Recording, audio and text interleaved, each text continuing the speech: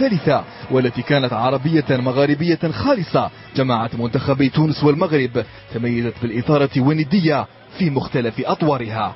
البداية كانت لنسور قرطاج، وبعد مرور 7 دقائق فقط عن صافرة الانطلاقة كاد قائد الفريق كريم حقي أن يسجل أول أهداف المباراة لولا يقظة الحارس نادر المياغري.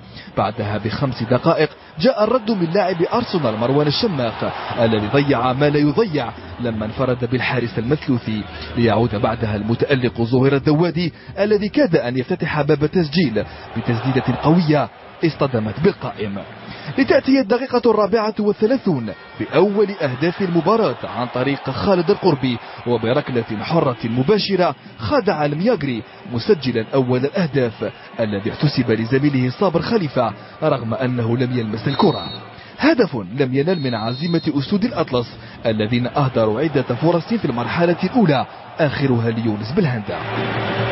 وعلى عكس الشوط الأول، المبادرة في المرحلة الثانية كانت من جانب رجال المدرب جيرتس عن طريق عادل تعرابت الذي أخفق أمام تألق المثلوث مرة أخرى، وتواصلت محاولة أسود الأطلس حيث ضيع يوسف حجي فرصة ثمينة لتعديل النتيجة لما نجح في كل شيء سوى تسجيل الهدف، لتنقلب المعادلة عكسا لمجريات اللقاء ويتمكن نسور قرطاج من مضاعفة الغلة بهدف رائع للبديل يوسف المساكني أفضل لاعب في المباراة الذي أراد أن ينهي اللقاء مبكرا. إرادة المنتخب المغربي الذي لم يكن محظوظا في هذا اللقاء أتت بثمارها حين نجح القائد حسين خرجة في تقليص النتيجة. نفس اللاعب كاد أن يضيف هدفا آخر ويعدل الكفة في اللحظات الأخيرة، لكن نقص التركيز حال دون ذلك، لتنتهي القمة المغاربية بفوز لرجال المدرب سامي طرابلسي رغم المستوى الجيد الذي ظهر به أسود الأطلس. وبعد المباراة عبر لاعب منتخب تونس لاعبه يوسف المساكني الذي اختير أفضل اللاعبين على الميدان عن سعادته بهذا الفوز، مؤكدا بأن المنتخب المغربي قدم مباراة جيدة ولكن تونس عرفت كيف تفوز. أما سامي طرابلسي مدرب المنتخب التونسي فقد قال إنه كان يدرك قيمة اللاعبين المغاربة ولذلك عمل على إغلاق المنافذ واستغلال الهجمات المعاكسة. والله الحمد لله كنا حاضرين اليوم، ما اللي يهبط ولم يلعب تيتولير ان شاء الله يعطي الفلوس. اليوم المنتخب المغربي كان حاضر زاده، عرفنا كيفاش نربحوا المباراة وان شاء الله نكملوا التورنوا هذا هكا ان شاء الله. ما صنع الفارق باستثناء العامل البدني هي الرغبة الكبيرة لدى اللاعبين في الفوز. لقد كنا أكثر تشبثا بالنقاط الثلاث وأكثر انضباطا على أرض الملعب. صحيح أننا لم نقدم مباراة كبيرة على مستوى الهجوم، ولكن في الدفاع كانت الأمور على أحسن ما يرام. من جهته قال إيريك جيرتس مدرب المنتخب المغربي قال إن أسود الأطلس لم يحالفهم الحظ، ذلك أنهم لم يعرفوا كيفية استغلال الفرص تلك التي أتيحت لهم. في الشوط الأول الفريقان لعب وخلق كثير من الفرص وكان لدينا فرصة أكثر أو 2، ولكن تونس هي التي سجلت. وهناك في الشوط الثاني بذلنا كثير من الطاقة وفعلنا ذلك مدة 30 دقيقة الأخيرة خاصة، وكنا عندما نخسر الكرة يصعب علينا استرجاعه في الأمتار الأخيرة، وفي 3 دقائق الأخيرة فقدنا تنظيمنا تماما. وينضم الينا مباشرة من ليبروفيل موفد الجزيرة الرياضية نافع بن عاشور. اهلا بك نافع. يبدو ان الواقعية المنتخب التونسي التي تفوقت على الحماس ربما الذي كان في بعض فترات المباراة زائد من جانب المنتخب المغربي.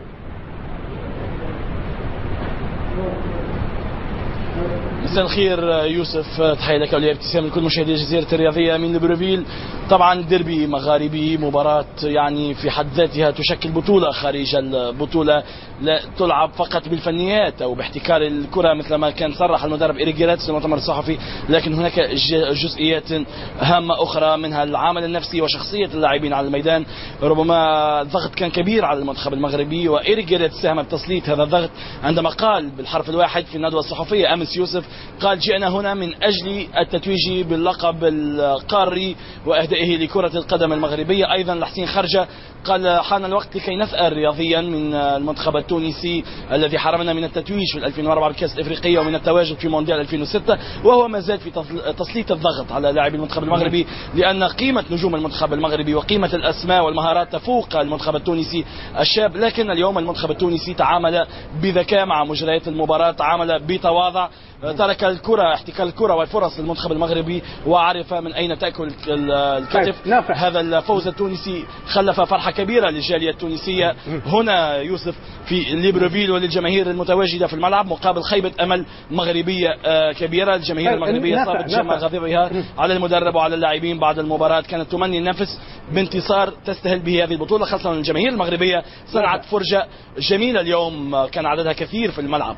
طيب نافع، في نهاية الأمر المباراة المقبلة لتونس ستكون مع منتخب النيجر، وبدأ الأقل شأنا لربما في هذه المجموعة بلقاء مع منتخب الجابون، والمباراة المقبلة أيضا المنتخب المغربي مع منتخب الجابوني، وبالتالي فإن الطريق تبدو لربما ممهدة لمنتخبي الجابون وكذلك المنتخب التونسي، ولا نستبق هنا الأمر قبل إجراء المباراتين على كل حال. بالفعل يوسف، طبعا المباراة القادمة لأسود الأطلس ستكون صعبة جدا ضد منتخب البلد المنظم المنتشي بفوزه اليوم ضد النيجر صاحب الأرض والجمهور. وتعرف يعني الأرض والجمهور ماذا تمثل في إفريقيا، أحيانا تفوق المهارات وتفوق الفنيات وتفوق ما يمارس على المستطيل الأخضر. نتمنى التوفيق لأسود الأطلس. هو في الحقيقة بيد المنتخب المغربي، لأنه على مستوى الإمكانيات يفوق المنتخب الغابوني الشيء الكثير، ومباراة اليوم ضد النيجر ليست بالمقياس. السؤال كيف سيرمم طبعا إيريك جيريت جراحة منتخبه، وكيف سيتعامل مع ما بعد هذه الهزيمة، لأن شاهدنا اللاعبين كانوا يعني في حالة كبيرة من الأحباط، خاصة بعد غضب الجماهير. يعني كان هناك رغبة كبيرة على دخول هذه الكان من أوسع أبوابها في ظل توفر كل ما يلزم لهذا المنتخب من أسماء من ظروف لوجستية، لكن الخيبة كانت كبيرة. نأمل أن يتجاوزها المنتخب المغربي وأن يثأر أيضا من المنتخب الغابوني الذي حرمه من التواجد في 2010. المنتخب التونسي لا يجب أن يختار منتخب النيجر، صحيح هو الحلقة الأضعف يوسف، لكنه أخرج مصر بطلة إفريقيا في الإقصائيات وأخرج منتخب جنوب إفريقيا. لذا المنتخب التونسي يجب أن يواصل على نفس نهج التواضع، وعليه أن يقدم كرة الآن جميلة لأنه مطالب بالانتصار وليس بإغلاق اللعب مثل ما لعب اليوم. شكرا جزيلا لك نافع بن عاشور من ليبروفيل. وبعد هذا الفوز عبرت الجماهير التونسية عن فرحتها بالبداية القوية للمنتخب على أمل مواصلة المشوار بنفس النسق.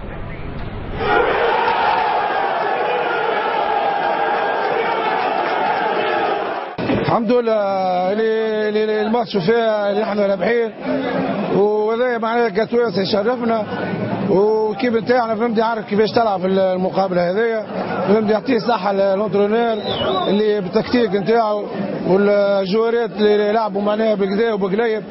بقينا شويه هكا في الاخر رخينا شويه بوان دو في فيزيك، رخينا شويه، اما ما يمنعش كانوا اسمع تونس تقعد ديما تونس وعندها اسمها وعندها قيمتها وعندها رجالها وراها، وتقعد ديما تونس ايكيب ناسيونال، وتحيا تونس، والفوتبول في تونس ديما موجود، وسبور بصيغه عامه كلها ديما موجود. المنتخب التونسي ممتاز جدا، المنتخب المغربي كان تكنيكمون اقوى منا، مي تكتيكمون المنتخب التونسي كان باهي وعرف كيف يوقف، عرف كيف يربح المباراه. وهذه تورنوات تتربح يعني تترق، ما تتربحش باللاعب وبالنجم جماليه اللاعب. المغرب خير منا، مي نحن تكنيكمون نعرفوا كيف نوقفوا، ونعرفوا كيف نفكوا ماتشونا، ونعرفوا كيف نربحوا، وان شاء الله ربي معاهم، وان شاء الله الفينال ان شاء الله.